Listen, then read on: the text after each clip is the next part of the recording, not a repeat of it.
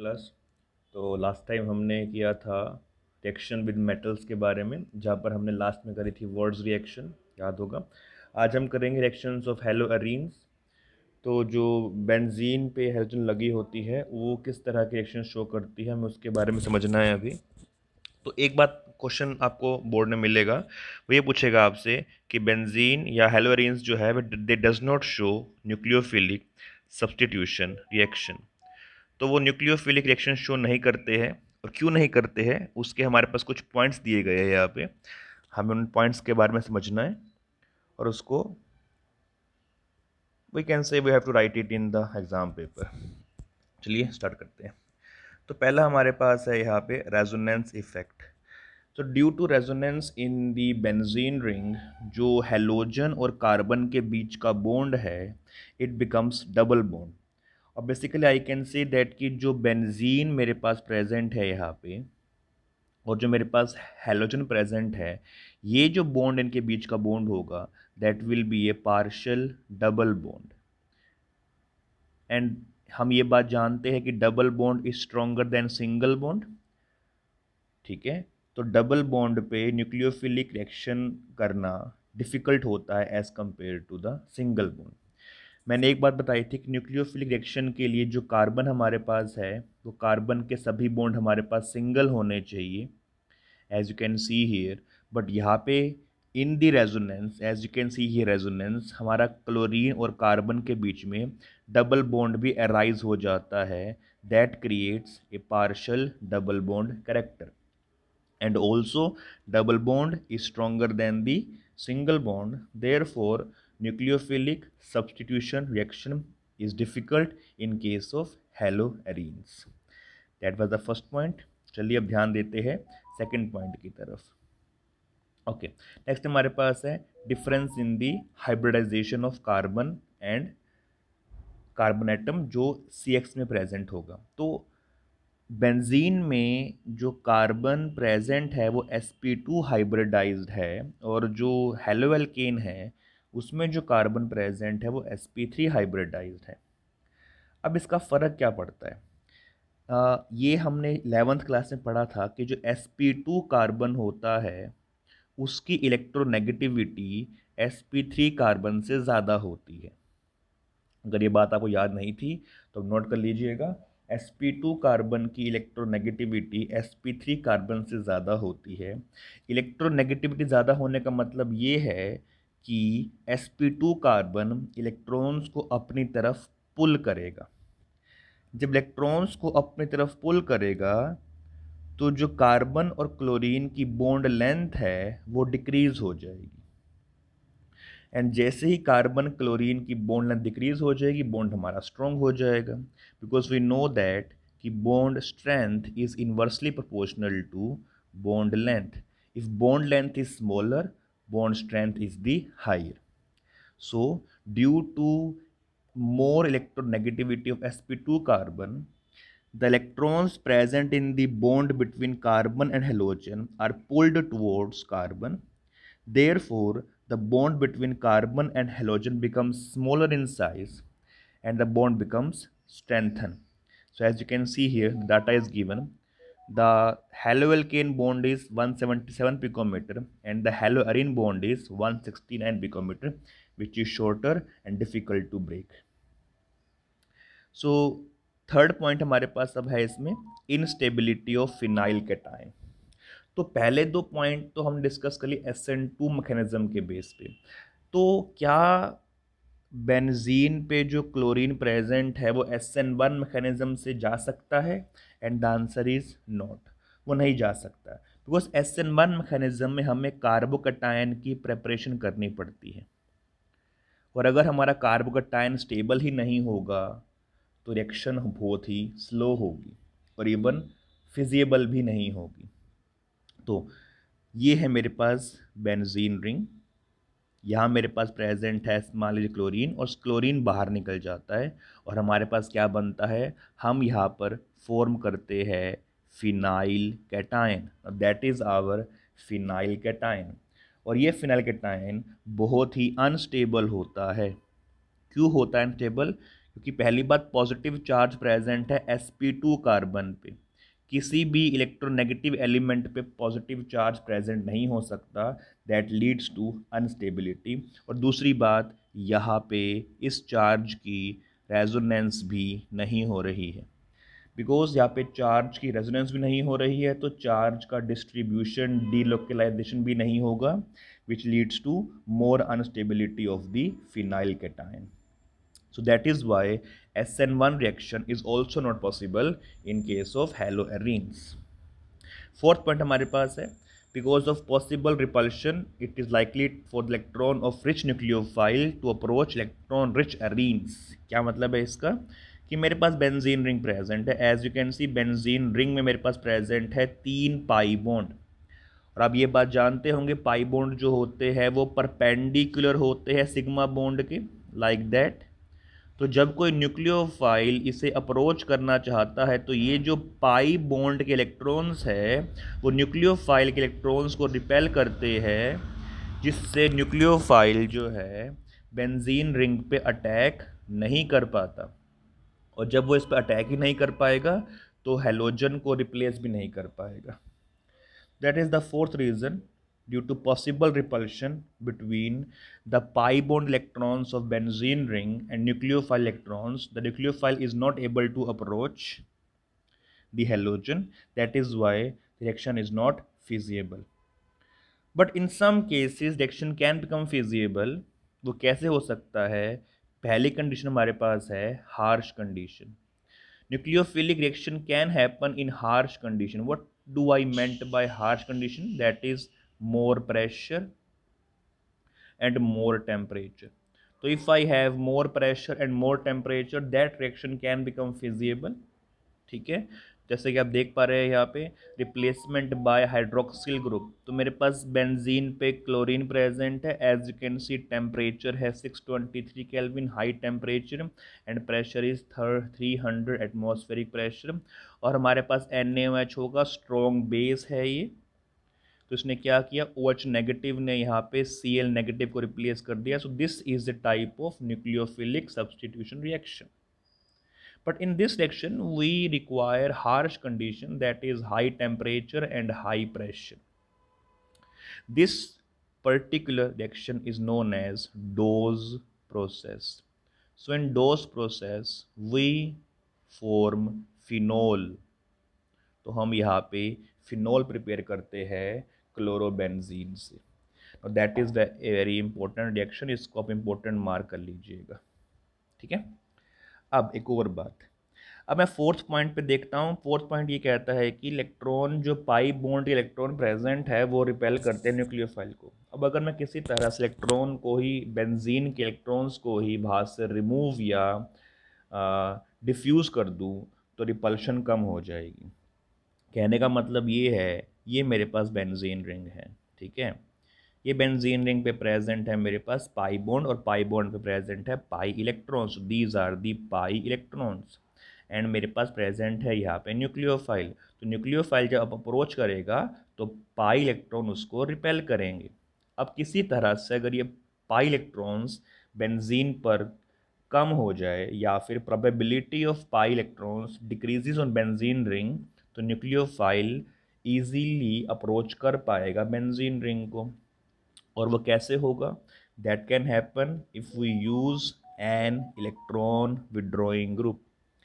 Electron withdrawing group present हो ortho पे या पैरा पोजीशन पे, तो वो इलेक्ट्रॉन डेंसिटी को कम कर सकता है, जिससे न्यूक्लियोफाइल का अप्रोच ईजी हो जाएगा। And after that we will not be requiring any harsh condition. Moreover, जितने ज़्यादा इलेक्ट्रॉन विड्रॉइंग ग्रुप लगे होंगे उतनी ही रिएक्टिविटी ईजी हो जाएगी, as you can see them in the example here.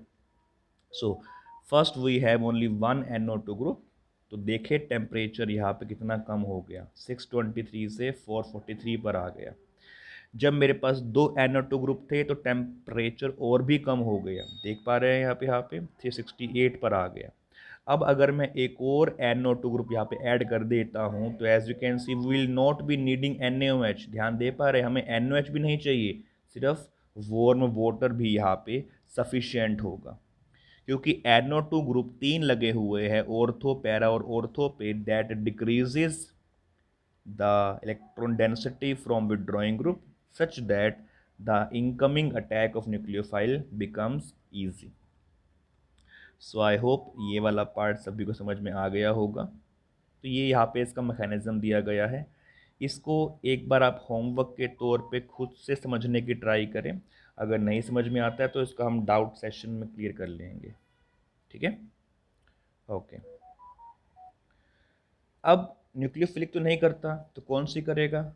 ये करेगा इलेक्ट्रोफिलिक सब्स्टिट्यूशन रिएक्शन। ठीक है, इलेक्ट्रोफिलिक इसका बेसिक मैंने बताया ही था। One electrophile will replace the other electrophile.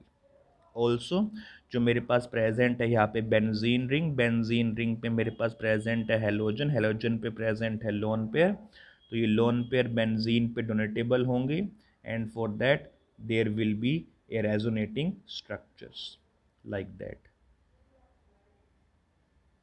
ठीक है, तो this electron donation is known as plus are.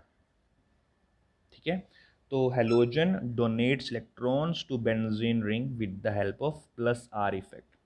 Also halogen का इलेक्ट्रॉन नेगेटिव नेचर होता है तो वो इलेक्ट्रॉन पुल भी करेंगे बेंजीन रिंग से। तो सिग्मा बॉन्ड के थ्रू इलेक्ट्रॉन का पुल जब होता है तो इसको मैं कहता हूं माइनस आई इफेक्ट। तो हेलोजन के दो इफेक्ट होते हैं, प्लस आर, आर मतलब रेजोनेंस, और माइनस आई, आई मतलब इंडक्टिव। ठीक है, तो माइनस आई है प्लस आर है। एक तरफ तो इलेक्ट्रॉन डोनेट किए जा रहे हैं और दूसरी तरफ इलेक्ट्रॉन पुल किए जा रहे हैं। तो दोनों इफेक्ट यहाँ पे साथ में काम करते हैं। And due to minus I effect halogen are deactivating group. Deactivating का मतलब होता है जो बेंजीन की रिएक्टिविटी को कम करते हैं। ठीक है, मैं दोबारा बोलता हूँ, डीएक्टिवेटिंग ग्रुप वो होगा जो बेंजीन की रिएक्टिविटी को कम कर देता है। तो halogens are deactivating group due to minus I effect and also due to plus R effect negative charge comes on ortho, para and ortho. So therefore electrophile will substitute at ortho and para position, जो हमने पहले भी discuss किया है एक बार। तो जब halogen present होगी बेंजीन रिंग पे और हम उसमें कोई नया इलेक्ट्रोफाइल ऐड करने वाले हैं तो वो इलेक्ट्रोफाइल ऑर्थो पोजीशन पे, पैरा पोजीशन पे एंड ऑर्थो पोजीशन पे अटैच होगा, मेटा पे नहीं होगा। ये बात ध्यान रखनी है। ठीक है, चलिए आगे बढ़ते हैं। तो हमारे पास पहली रिएक्शन है हेलोजिनेशन, तो हम हेलोजन को ऐड करेंगे। अब क्योंकि बेंजीन पर हेलोजन प्रेजेंट होने की वजह से एंड हेलोजन का माइनस आई इफेक्ट होने की वजह से वो डीएक्टिवेटिंग हो गया है, तो हमें कैटलिस्ट की रिक्वायरमेंट होगी यहाँ पे। So this anhydrous FeCl3 act as a catalyst. तो Cl है बेंजीन, क्लोरोबेंजीन प्लस Cl2, तो ध्यान दे पा रहे हो क्लोरीन अटैच हुआ कहाँ पे? ऑर्थो और पैरा पोजीशन पे। उसमें से पैरा वाला मेजर होगा क्योंकि यहाँ पे रिपल्शन के चांस कम है और यहाँ पे रिपल्शन के चांस ज़्यादा है। तो para is major and ortho is minor. Second हमारे पास है nitration. For nitration we will require nitric acid and concentrated sulphuric acid and with this as you can see ortho पे लगा और पैरा पे लगा। So these are the reagents, you have to remember the reagents कि इन reagents की वजह से रिएक्टेंट पे क्या फ़र्क पड़ा। यही हम इसमें क्वेश्चन के थ्रू भी सोल्व करेंगे। उसके बाद हमारे पास सल्फोनेशन। सल्फोनेशन में हम यूज़ करते हैं कंसनट्रेटेड सल्फ्यूरिक एसिड का और हीट का। ठीक है, इसमें हमारे पास क्या अटैच हुआ? SO3H ऑर्थो पे और पैरा पे, फिर से पैरा वाला ही मेजर होगा। SO3H विल अटैच, इसमें से लिंकेज जो है वो S की साइड से होगा। ओके, उसके बाद हमारे पास है Friedel Crafts reaction. Friedel Crafts reaction बहुत इंपॉर्टेंट रिएक्शन है, इसको आप इंपॉर्टेंट मार्क करके नोट कर लीजिएगा। ये दो तरह की होती है, एक होती है एल्काइलेशन, फ्रिडलक्राफ्ट एल्काइलेशन और दूसरी होती है एसाइलेशन। तो दो तरह की हमारे पास रिएक्शन है फ्रिडलक्राफ्ट की, एल्काइलेशन और एसाइलेशन। एल्काइलेशन में हम आर को जोड़ते हैं, आर मतलब कोई भी कार्बन की चेन, तो एल्काइलेशन में हम कार्बन की चेन को अटैच करेंगे, और एसाइलेशन में हम अटैच करेंगे R C double bond O को, यानी लिंकेज जो है वो इस साइड से होगा। इसमें आर जो है वो कोई कार्बन की चेन है, that is called acylation and that is called alkylation. So as you can see here, catalyst दोनों में रहेगा सेम, एनहाइड्रस AlCl3, ठीक है। इसमें जो CH3 है वो R ग्रुप है, तो ये R ग्रुप अटैच होगा ऑर्थो पे और पैरा पे। No as you can see here, ये अटैच हुआ ऑर्थो पे और पैरा पे। इसमें से फिर से पैरा वाला ही मेजर होगा, ठीक है। इसके बाद हमारे पास है as you can see here, ये इसमें Cl रिमूव हो जाएगा, जो ये कार्बन डबल बॉन्ड O है ये अटैच होगा ऑर्थो पे और पैरा पे, as you can see here, ठीक है। तो लिंकेज होगा इस कार्बन से ऑर्थो पोजीशन पे और पैरा पोजीशन पे, तो फिर से पैरा वाला ही हमारा मेजर प्रोडक्ट होगा। सो आई होप ये सभी को समझ में आ रहा होगा। आपको सिर्फ रिएजेंट्स के बारे में ही समझना है कि रिएजेंट्स का फंक्शन क्या है रिएक्टेंट की तरफ, ठीक है।